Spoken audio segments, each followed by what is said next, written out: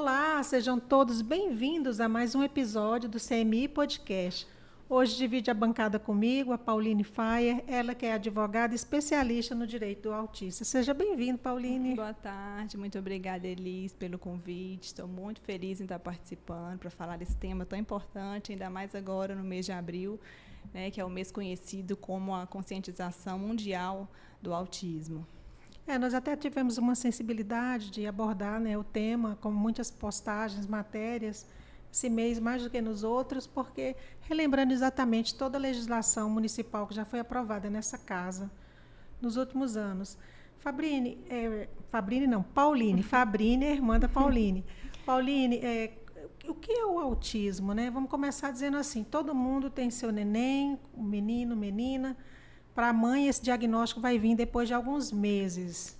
Sim, para a ciência, o autismo ele é um transtorno do neurodesenvolvimento, que ele prejudica a comunicação social, a fala, algumas estereotipias, né, que são movimentos. Para a legislação, é considerado pessoa com deficiência.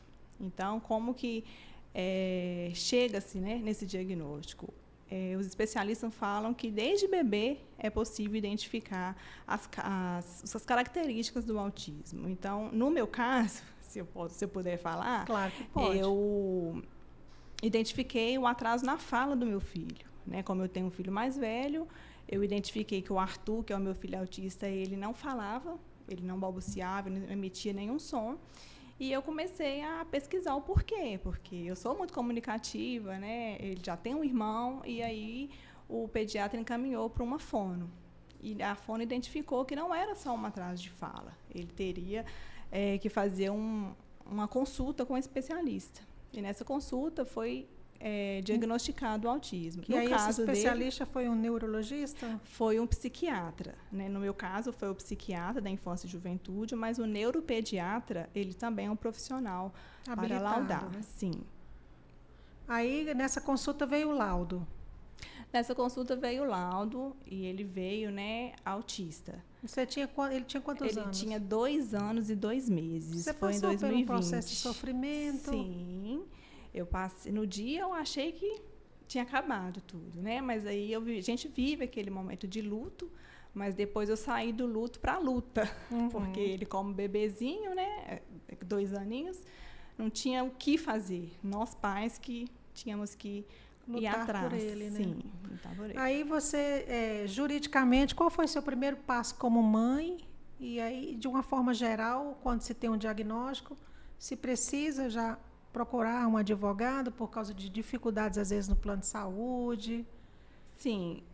Quando a gente recebe o diagnóstico, o especialista ele passa o laudo com as terapias, né, com o tratamento indicado para aquele caso da criança. E aí já começa aí toda a dificuldade, porque, no meu caso, a gente tem plano de saúde, não tem profissionais credenciados que fazem esse tratamento especializado. São poucas clínicas e o plano de saúde, às vezes, ele não tem, né, esse profissional na rede. E, diante dessa dificuldade, eu fui buscar por ele, pelo Arthur. E eu precisei, sim, judicializar, e a partir daí que eu decidi ajudar outras pessoas. Você já era advogada e atuava em que área? Sim, eu sou advogada desde 2013. Eu atuava no direito de família e no direito trabalhista. E a partir do diagnóstico do Arthur, hoje eu advogo 90% na área do autismo, com exceções de pensão alimentícia e divórcio, porque quando vem o diagnóstico, não é só o diagnóstico. Muitos pais, né, se ausentam, largam a família. E aí a gente tem uma vivência nesse aspecto, né? Existe já um número de pessoas que acabam se separando da mãe, Sim. que precisa de uma dedicação muito maior Sim. do que um filho atípico, precisa maior do que um típico, não é? Sim, e para os pais, eu entendo ser mais difícil aceitar o diagnóstico, porque eles falam que eles não querem ter um filho. Eles falam assim, né? Não querem ter um filho com deficiência. E a mãe é mãe, né? A mãe é leoa. Então, muitos pais abandonam sim, porque os olhos da mãe ficam para aquele filho. A gente quer buscar o tratamento, a gente quer buscar uma qualidade de vida, a gente quer inserir essa criança na sociedade e a gente quer lutar contra a sociedade, porque na hora que vem um diagnóstico, todo mundo te olha, né? Como vai ser? E a gente também se questiona, como será? Então, eu acho, pelo menos aqui no Vale do Aço, que todo esse movimento que você vem fazendo, a Laiane na internet, e várias pessoas que se posicionam sempre, nós podemos falar que a Câmara de Patinga tem uma bancada autista, né, 2 pais que fazem parte do parlamento. Eu acho que, eu não vou dizer que minimizou a dor, mas tornou mais clara. Porque tanto diagnóstico que vem acontecendo nos últimos tempos, né? Existe até um diálogo de por que nasce o autista, se é da alimentação, se é fator social, se é fator biológico. Então, eu acho que a Câmara, não, as pessoas, a Câmara também tem contribuído para a gente até saber mais sobre o tema. Eu, sinceramente, quando eu tive, né, nós tivemos o diagnóstico do Arthur, eu não sabia o que era. Eu só fiquei pensando, o que me espera? Porque ele não falava nada. E o meu maior medo era ele não ser verbal, era ele não saber falar. Porque eu pensava, meu Deus, vai judiar dele na escola, vai acontecer alguma coisa e ele não vai saber, né, me contar. E depois eu fui pesquisando e vi que não é tão... as pessoas ficam espantadas, né, quando fala que certa pessoa é autista. E não é assim. É uma pessoa normal, né, que tem algumas características específicas. Algumas não conseguem muito com barulho, com isso desorganiza, outros têm questão de seletividade alimentar. E por isso a importância da intervenção precoce e do tratamento adequado. Porque você já precisou judicializar alguma coisa em relação ao plano de saúde, que questionou algum laudo? Quando vem um laudo, ele aceita de primeira ou tem que passar por uma equipe médica do plano? Quando eu comecei, em 2020, o plano ele negava algumas terapias e a gente precisava judicializar, porque quando a gente recebe o laudo, nós advogados, a gente lê o laudo e eu costumo encaminhar uma orientação para o cliente, para ele enviar para o médico, porque tem algumas palavrinhas que precisam constar naquele laudo para a gente ter um acesso à justiça, por exemplo, que é um tratamento dinâmico, né, que é aquele tratamento que foi passado naquela data, pode ser que a carga horária diminua ou majora, pode ser que mude o tratamento, que é um tratamento imprescindível, que é urgente, que ele não tem prazo, que é um tratamento indeterminado. E aí o médico ele costuma fazer essa adaptação no laudo para ajudar a família, porque sabe que o acesso, né, é difícil. Só que, recentemente, os planos de saúde eles vêm apresentando uma junta médica, né, que, inclusive, no Código Médico fala que é ilegal essa intervenção nos tratamentos. E aí a gente tem tido, sim, uma dificuldade, e aí eu torno a falar da importância do laudo, né, que o laudo precisa de vir preciso. E esse laudo vence, Pauline? Não, esse laudo não vence. Uma vez autista, a pessoa, né, vai ser sempre autista. Nós temos os níveis, né? De suporte. De suporte, que antes falavam leve, moderado e severo. Hoje é nível 1, 2, 3. Que significa praticamente a mesma coisa? Significa a mesma coisa. O nível esporte 1 é aquela pessoa, aquela criança. Né? Eu falo criança porque eu tenho criança e eu advogo mais para famílias de criança, né? Que demandam uma atenção menor. No meu caso, do meu filho, ele é nível de esporte 1. O nível de esporte 2, ele demanda mais atenção, mais suporte. E o nível de esporte 3, que é o antigo severo, ele demanda, basicamente, toda a atenção, né? mais suporte. Depois que a mãe passa aí por esse calvário de fazer o filho do plano de saúde, no caso dos pais que têm condição de pagar o plano, faz com que essa criança seja aceita pelo plano, vamos assim dizer. Qual que é o outro grande problema que vem? Ainda na infância, os pais começam a procurar escola, né? Sim, nesse início de ano, os advogados são acionados a todo momento por causa de vaga nas escolas e por causa de professora de apoio. Porque a lei berenispiana, né, que considerou a pessoa com autismo, pessoa com deficiência, ela a todo momento ela é uma lei inclusiva, inclusive na questão escolar. A Constituição Federal também, né, ela garante o direito de uma educação inclusiva, uma educação acessível para as pessoas com deficiência. Só que acontece muito de escolas negarem a vaga. Você fala do município particular ou as duas? As duas. O município não muito, porque é aberto de uma forma geral. As instituições privadas que costumam ser reincidentes nesse aspecto, porque você liga para saber o valor da mensalidade, a vaga existe, e na hora que você vai para fazer a matrícula, você apresenta o laudo, a vaga simplesmente some. E aí a família vem para a gente... Que coisa dolorosa. Sim, a família vem para a gente, assim, em prantos. E convenhamos, né? Porque a mãe, a família, está o tempo todo querendo inserir a criança na sociedade, na escola, ser inclusiva, e encontra uma barreira para... É de uma dor que eu não consigo nem Sim, mensurar. sim. É uma rejeição a seu filho, dói muito mais na mãe e no pai, sim. Porque a própria criança ainda nem tem consciência. Sim. Porque ela é pequena, né? Quando entra na escola, e também tem muita ação nesse sentido. Muita ação nesse sentido, porque aí quando vem para a gente, né, falo assim, quando vem para os advogados especialistas, a gente tem toda uma artimanha para reunir provas, né, para fazer uma ação judicial. Então, a gente já orienta o cliente, né, a família, como vai proceder para reunir as provas. E, normalmente, eu gosto de tentar resolver administrativamente. Eu mando uma cartinha, né, falando que a Lei Berenice Piana, a Lei Brasileira de Inclusão, a Constituição Federal garante. Né, eu ainda dou uma chance para a escola se pronunciar e mesmo assim, não havendo, né, essa retratação da escola, aí sim a gente ajuiza. Só que também, Elis, tem aquela questão, né? Até onde eu posso ir, porque você está brigando com a escola que o seu filho vai estudar. Uhum. Mas nós não temos opção, porque a criança precisa de ser inserida, ela precisa de estudar, e é um direito dela. E depois que ela consegue matricular, aí tem a questão da lei, né, de uma acompanhante. Sim, nem todos precisam, embora é direito de todos, nem todos precisam. E aí a escola ela já sabe dessa exigência da lei. A lei fala que pode ser uma professora de apoio para 3 crianças autistas. Mas na rede privada, o problema nem é todo esse. O problema é o custeio, porque a lei fala que o custeio é a cargo da escola. Então, quando é na rede privada, a escola quer cobrar dos pais esse valor adicional para pagar a professora de apoio. E a gente começa numa outra demanda.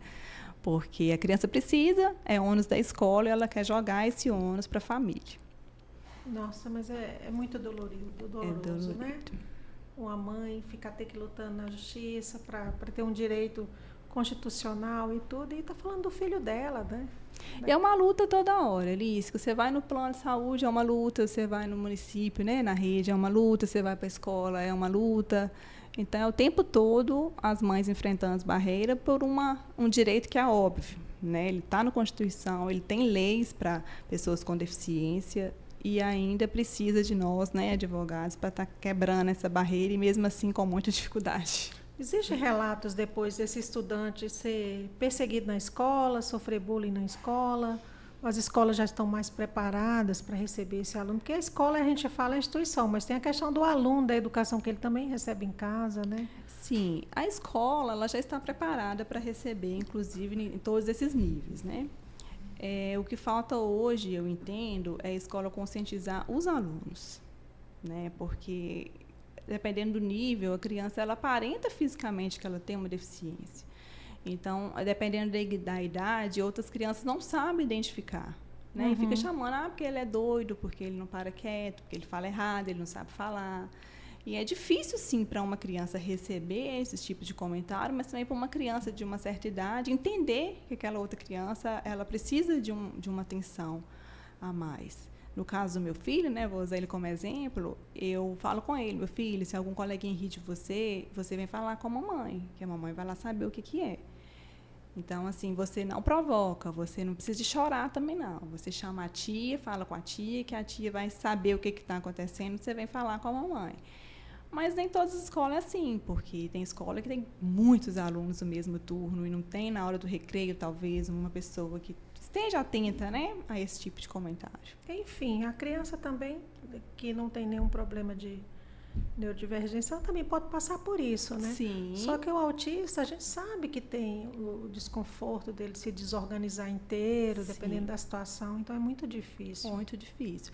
E também tem vários relatos que os próprios autistas, eles se rejeitam, eles não querem ter aquele diagnóstico, eles não querem ser autistas, eles não Mas querem aí eles ser... são maiores nesse caso? Já são meninos maiores? Sim, já são adolescentes, né? Quando eles começam a perceber que eles têm umas certas limitações. Aí eles falam, mas eu não queria ser assim, eu não queria nascer assim.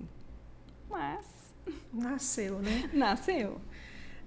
Além da questão da escola, existem muitas ações que você falou em relação ao pagamento, mas tem muita falta de assistente de sala? Eu tenho visto muita discussão nos municípios vizinhos.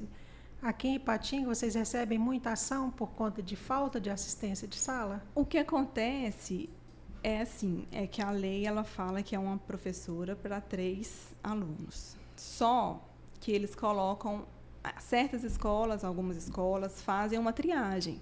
Procura assim, nível de esporte 1 com nível de esporte 1 e tenta ajustar as pessoas que têm as mesmas características, né, as mesmas habilidades, colocar junto. Só que tem algumas escolas, talvez por falta de profissional, por falta de opção, coloca nível de suporte 1 com nível de suporte 3.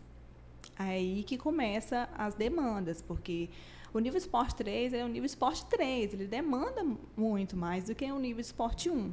Normalmente ele está associado com o TDAH, com o TOD, então, normalmente também ele é não verbal. Então, é uma criança que precisa de uma professora exclusiva.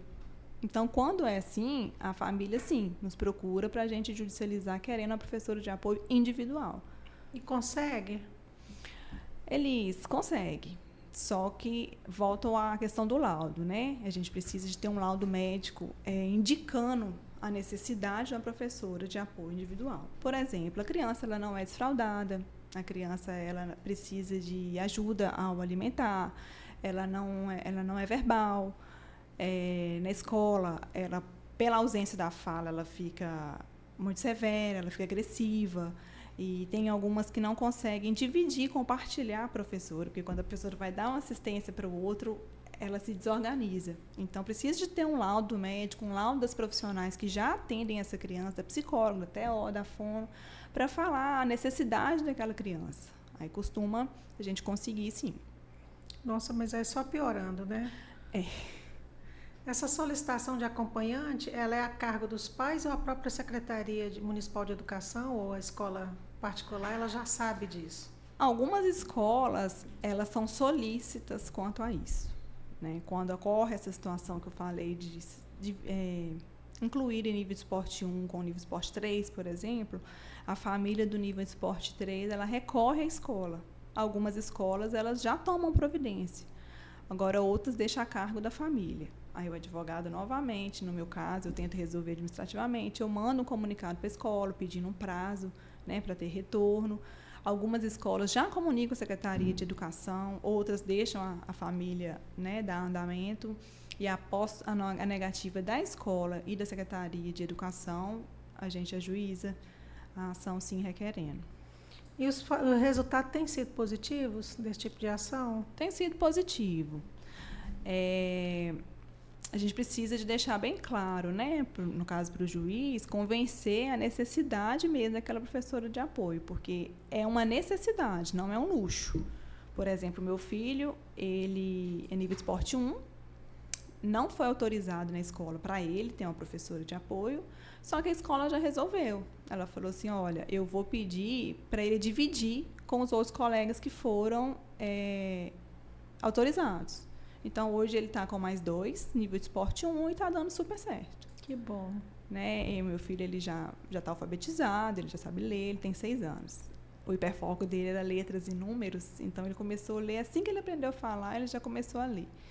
E hoje eu até brinco, falo assim, o Arthur deve passar aperto lá na sala, porque como ele já está avançado... Muito adiantado, né? Então, normalmente a leitura vem com 7 anos. Sim. Então, nesse caso, dá certo. Então, a professora de apoio, ela é uma necessidade, ela não é um luxo para falar, porque meu filho é autista, ele precisa de uma professora de apoio. Sim, ele precisa. A escola está fornecendo. Só que, às vezes, não está sendo eficiente, porque está deixando de dar um suporte para o seu filho, porque o outro demanda mais. Aí o que a escola tem que fazer são esses ajustes, tentar colocar os níveis de esporte 1, né, com o nível de esporte 1, entender as habilidades das crianças. Paulina, eu queria que você nos explicasse, além dessas questões que já foram abordadas, quais são os direitos, né? Eu sei que tem alguma coisa em relação à passagem aérea do acompanhante, tem pessoas que judicializam e passam a receber um salário mínimo por mês, é em municípios que não têm suporte, é em qualquer município, como é que é isso? O BPC, ele é um benefício previdenciário, chama benefício de prestação continuada. Ele é um direito da pessoa com deficiência, não só de autismo, mas outras deficiências. Ele é um salário mínimo mensal. Ele tem requisito a ser cumprido. Uhum. Então, não são todos os autistas que têm o direito a BPC, porque o quesito renda, renda ele familiar. é o quesito X da questão. A lei fala que é 1/4 do salário mínimo por pessoa. Então, a lei entende que são pessoas que estão em condição de miserabilidade. É assim que a lei fala. Então, quando chega para mim uma família com laudo, eu já faço um raio-x na família. Eu pergunto sobre a renda, porque às vezes só o pai está registrado e a mãe não está registrado. Então, dependendo, se fazer uma análise mais profunda, essa família tem direito a BPC.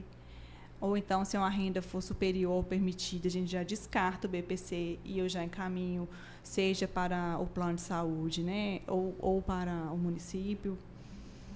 E os municípios vizinhos, eles também não têm a aba, né, que hoje é Ciência Aba, que já tem artigo científico que é padrão ouro no tratamento para pessoas com autismo. Que é um tipo de terapia. Sim, terapia aba, que são as prescritas, né, pelos médicos. Então, o nosso município, ele não fornece, e os municípios vizinhos também não fornecem. Aí, quando é assim, o que nós fazemos? Nós ajuizamos a ação, pedindo para que o município custeie o tratamento em rede particular.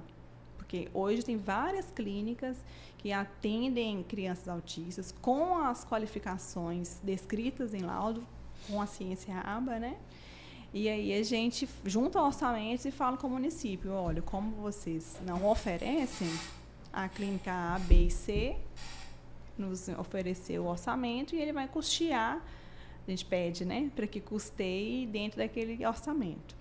Tem dado certo? Eu não sabia disso, dessa informação. Tem dado certo, mas junto a isso a família tem que brigar administrativamente, porque primeiro você precisa de marcar uma consulta no posto de saúde para você pedir aquele tratamento. Aí o posto vai constar no prontuário que você fez aquele atendimento. Aí depois você vai na Secretaria de Saúde, pede o tratamento, aí depois vai vir a negativa. Aí para depois você judicializar. Só que é uma corrida contra o tempo, porque é um tratamento de intervenção precoce. Quanto tempo que nós vamos ficar administrativamente tentando resolver? Mas é requisito essas negativas para ajuização contra o Estado e o município. Olha que interessante. Além dessa situação, existe a situação do ir e voltar, né? Tem leis aí que acompanhantes de pessoas autistas, né? Tem desconto nos valores. Sim, o próprio autista ele tem desconto em passagens interestaduais, mas também tem um requisito, né? A família tem que oferir 2 salários mínimos. Tem isenção de PVA, que ele não tem renda. A questão do IPVA é o valor do veículo, que hoje é 120 mil, até 120 mil reais você consegue a isenção do IPVA. A passagem aérea também, o autista ele paga o valor da tarifa, né, de acordo com a idade, e o acompanhante ele tem desconto de 80%.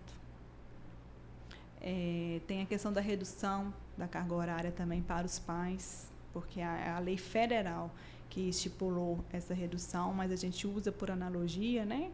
Porque a gente precisa comprovar que a criança tem umas X horas de carga horária. No município tem também essa lei. Que é a mãe ou o pai, né, que leva, igual, por exemplo, na Polícia Militar, né, como é uma empresa, são pessoas do Estado, também há redução de jornada de trabalho, sem prejuízo na remuneração. É 1 hora por dia.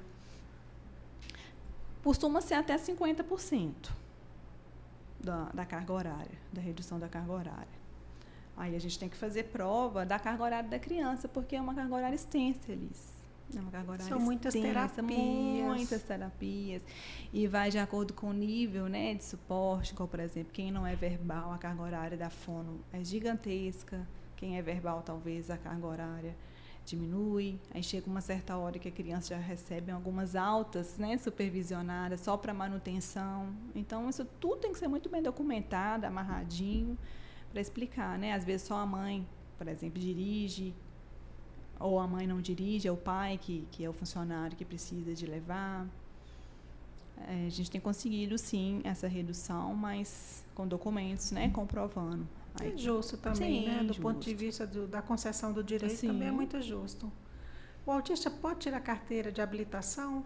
Sim, a legislação não tem nada que impeça. Isso vai depender do nível, né, de suporte. Inclusive, hoje nós temos autistas adultos sendo diagnosticados. Sim. Já viveram uma vida toda, tem carteira de trabalho, de habilitação, e não tem, né, empecilho. A não ser que seja uma autista com deficiência intelectual, né, que não consiga fazer os testes.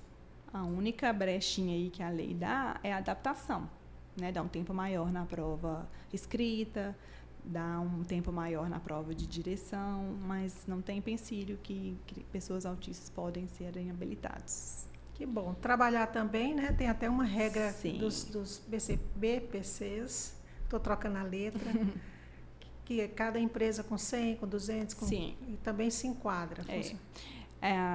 Na área do Estado, eles participam de concurso com as cotas, né? Concorre com cotas PCD, que é de 5% a 20%, depende do concurso. Agora, para trabalho em outras empresas, vai de acordo com o quadro de funcionários. Aí lá tem a tabela, né? De 100 a 200 é 2%, de 300 a 400 tem a porcentagem, mas todas as empresas, dentro desse quadro, elas precisam, sim, ter um PCD. Não vou falar só do autista, né? Um PCD. Sim, mas aí quem fiscaliza já é o Ministério do Trabalho. Sim, sim. E eu estou para te falar, as empresas que eu visito, né, que eu presto consultoria, elas têm elogiado muito a atuação das pessoas autistas no mercado de trabalho. É de um compromisso ímpar. São muito comprometidos, muito inteligentes, né? Então, outro dia eu até fui numa palestra numa empresa aqui perto, ela tem um quadro de funcionários, tem 2 autistas e estava contratando mais uma. E aí foi até um evento, no dia da Mundial da Conscientização, que foi uma palestra para falar sobre, e ela elogiou demais a diretora lá, falando que as funcionárias que ela tem, ela recomenda para as empresas, quando querem contratar pessoas autistas, que são de uma capacidade ímpar. Comprometidas, sim, né? É muito legal, graças a Deus que é assim. Eu queria saber qual a fase que mais se judicializa o processo. Se é lá após o laudo, se é no escolar, se é depois, quando ele está maior? São no início do laudo, né, no início do diagnóstico, porque atrasa o tratamento, porque dependendo da idade, no caso do meu filho, ele foi diagnosticado com 2 anos e 2 meses, o médico falou, é para ontem, ainda mais que ele era não verbal. Então, a maior demanda hoje é acesso ao tratamento e depois a questão escolar. Porque a criança, né, eu vou falar criança, quando ela começa uma intervenção precoce, ela fica uma criança totalmente funcional. A minha criança hoje, ele é uma criança que ele está equiparado às crianças da idade dele. Tem exceções? Sim, ele tem as questões, né, igual, por exemplo, ele é muito resistente a... Não, ele tem uma rigidez comportamental. Ele não gosta de perder, ele não gosta de não. Ele desorganiza, não que ele dá a crise, ele fica bravo. Mas, tirando essa questão, ele está equiparado às crianças da idade dele. Né? Fisicamente, cognitivamente. E talvez até mais, porque o fato dele já saber ler. Né? Então, assim, eu sempre friso a importância do tratamento precoce.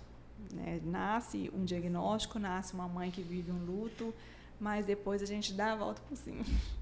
No município já tem rede de apoio? Você já tem alguma criação de rede de apoio jurídico, um lugar meio que... Na UAB tem esse serviço? Porque só cresce o número de autistas, né? Não que eu conheça. Porque a Defensoria Pública também é para todas as pessoas que não têm advogados constituídos, não é isso? Sim. Mas não existe, então, uma comissão mais sensível para isso, pelo menos para receber esses pais no início? A OAB ela tem uma comissão das pessoas com deficiência. Então, se encaixaria nessa comissão? Sim, mas eu não sei, assim, com certeza, se elas prestam esse tipo de serviço, porque eu até brinco, como mãe de autista, o laudo, na hora que vem as terapias para criança, tem que vir para a família também. Porque a mãe e o pai, ela precisa também de ter um acompanhamento, porque tudo muda, né? Fica muito tudo cansada. Muda. Muito né? cansada, a carga horária é gigantesca. E o tempo todo você está pensando, como será no futuro? Como será no futuro? Porque hoje ele está equiparado, e amanhã? Amanhã ele vai ficar na adolescência, ele vai começar a namorar, ele vai para a faculdade. Como será? Eu escuto muito de pais de autista que tem medo de morrer e deixar as crianças Sim. para terceiros, né? Porque Sim. exige muito dos pais. Normalmente são os pais que não têm rede de apoio, né? O pai que sai, o pai que deixa, né? A família, essas mães que ficam sozinhas são os que mais temem deixar os filhos. No meu caso, se acontecer alguma coisa, eu tenho uma rede de apoio que sabe muito bem as necessidades do Arthur, sabe a carga horária do que ele precisa de fazer. E antes eu confesso que eu tinha muito medo de deixar ele dormir fora de casa, nas primas, na vovó, porque ele não sabia falar. Eu ficava com medo dele acontecer alguma coisa, ele não sabia falar. Agora hoje ele é uma criança disputada. Ele é carinhoso? Ele é muito carinhoso, ele é muito atento, ele gosta de estar junto de pessoas. Que bom, né? Porque é um transtorno também social, né? Que os autistas nem sempre ficam bem próximos a outras pessoas. Sim. É um espectro, né? Por exemplo, tem uns que não conseguem com toque, por conta da questão sensorial. Agora, uns já são carinhosos até demais. Então, por ser um espectro, nem todos são iguais, né? Tem uns que têm muita seletividade alimentar. Outros já alimentam muito bem. Então, as terapias vão trabalhando, né? Essas questões sociais. Por isso que são tão importantes. Sim, por isso que eu brigo diariamente para tentar trazer, né, promover para as famílias uma qualidade de vida melhor. Pauline, ficou alguma pergunta da área jurídica que eu não te fiz? A respeito do direito, Elis, das pessoas com autismo, tem uma série de direitos que... Tem muita legislação já. Sim, muita legislação. Depois, né, se você quiser, a gente pode marcar novamente. Claro, fica o convite. Para falar sobre outros direitos, mas basicamente esses que nós abordamos são os que mais as pessoas têm dúvidas, né, a respeito do BPC, a respeito do tratamento, a respeito da questão escolar. Esses são os mais procurados. Imagino. Pois é, então eu passo para você, né, agradeço sua presença preciosa hoje com a gente.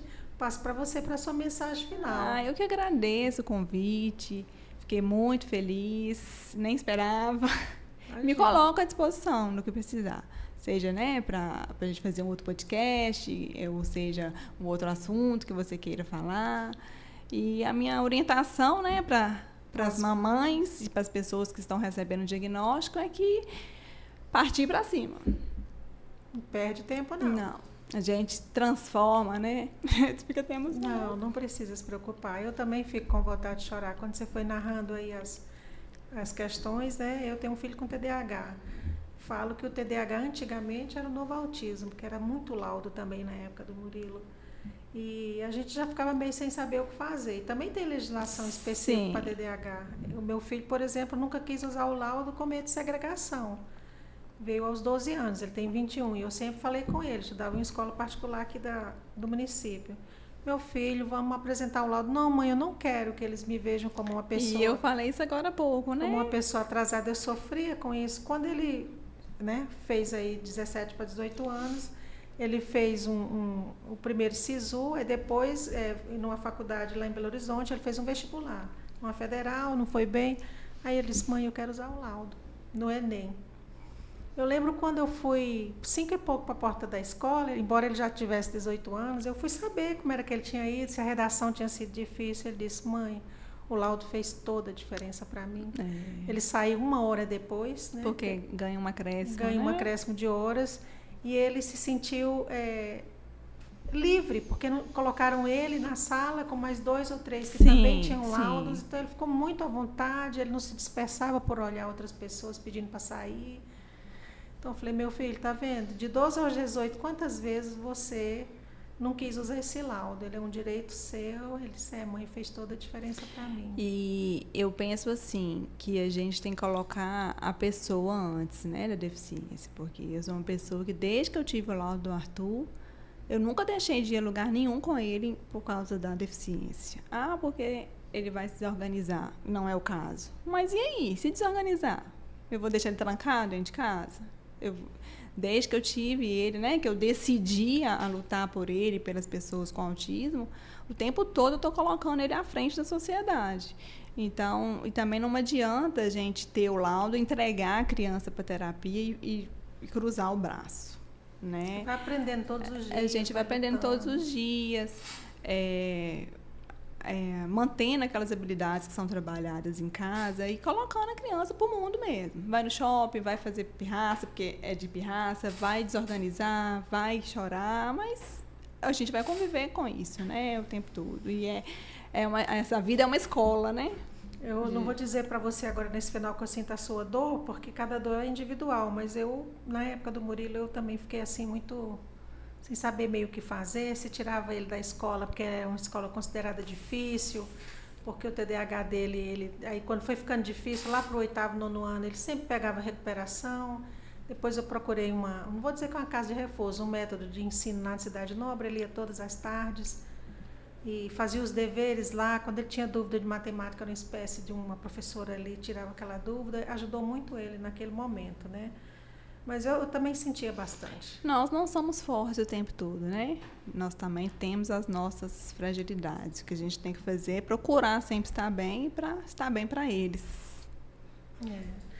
Obrigada. Eu agradeço. Deus continue te fortalecendo, que você continue nessa luta e ajudando outras mães, outros pais, outras famílias, né?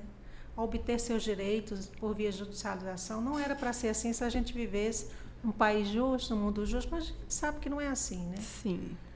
Não adianta, né, ter as leis no papel e precisar de acionar a justiça, porque se a lei tivesse sendo cumprida, não precisava da gente estar todo o tempo enfrentando barreiras. Mas eu agradeço demais o convite e me coloco à disposição. Pois é, volte novamente, tá? Sim, vamos marcar. Muito obrigada. É isso aí, pessoal. Mais um CMI Podcast. Um assunto legal demais, aprendi bastante com ela. Muito obrigada e até o próximo episódio.